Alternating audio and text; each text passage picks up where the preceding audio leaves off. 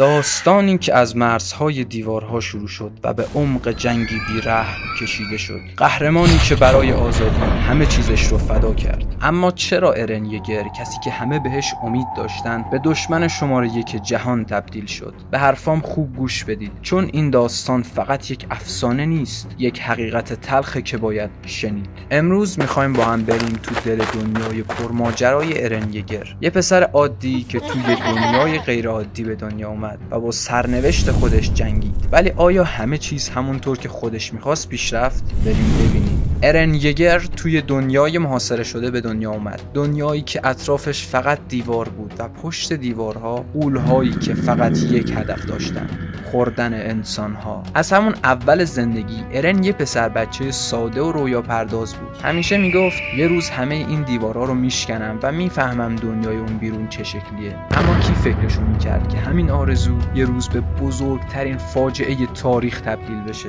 دوران کودکی ارن ترکیبی از خوشی‌های ساده و ترس‌های بزرگ بود. با دوستاش میکاسا و آرمین هر روز تو کوچه‌های شلوغ میدوید و بازی میکرد. ولی وقتی که غول عظیم جثه دیوار ماریا رو شکست، همه چیز برای همیشه تغییر کرد. ارن تو همون روز مادرش رو جلوی چشمش از دست داد. اون لحظه یه آتیش تو دل ارن شعله بر شد، آتشی که هرگز خاموش نشد. ارن بعد از اون فاجعه قسم خورد که همه غول‌ها رو نابود کنه. اون به گروه سربازها پیوست و با 1000 تا سختی آموزش دید. هر قدمی که برمی‌داشت یه قدم به رویای آزادیش نزدیکتر میشد. ولی زندگی همیشه پیچیده‌تر از اون چیزیه که فکر می‌کنیم. ارن فهمید که غول‌ها فقط دشمن بیرونی نیستن. دشمنای اصلی آدمایی بودن که پشت دیوارا زندگی می‌کردن و حقیقت رو مخفی کرده بودند. یه روز ارن فهمید که خودش یه قدرت ویژه داره: تبدیل شدن به یه غول کنترل شده. این قدرت هم نعمت بود هم نفرین، چون هر چقدر ارن قوی تر میشد بیشتر از خودش و دنیای اطرافش فاصله میگرفت.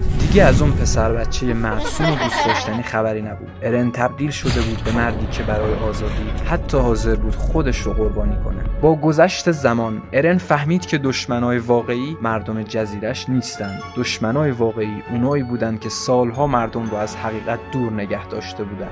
اون تصمیم گرفت که کاری کنه که هیچ کس جرأتش رو نداشت. راه افتاد تا همه دنیا رو تغییر بده. ولی آیا روش ارن درست بود؟ آیا ارزشش رو داشت که برای آزادی خودش آزادی دیگران رو بگیره؟ ارن به عنوان تایتان بنیانگذار تایتان‌های عظیم دیوارها رو بیدار کرد و با رمبلی وحشتناک به مردم خارج از دیوار حمله کرد. این تصمیم ارن رو از یک قهرمان به دشمنی بزرگ تبدیل کرد. اما اون باور داشت که این تنها راه برای آزادی مردمش بود. ماجراجویی ارن پر از لحظات تلخ و شیرین بود، از جنگیدن با غول‌ها گرفته تا خیانت دوستاش و از دست دادن عزیزترینش. اما تلخ‌ترین بخش داستان مرگ ارن بود به دست میکاسا، کسی که از بچگی عاشقش بود و همیشه کنارش میجنگید. میکاسا با قلبی شکسته اما برای نجات دنیا مجبور شد سر ارن رو از بدنش جدا کنه. با این حال در لحظه آخر این عشق و دوستی بود که داستان رو به پایان رسوند. ارن یگر آخرین نفس‌هاش رو کشید، نه به عنوان یک قهرمان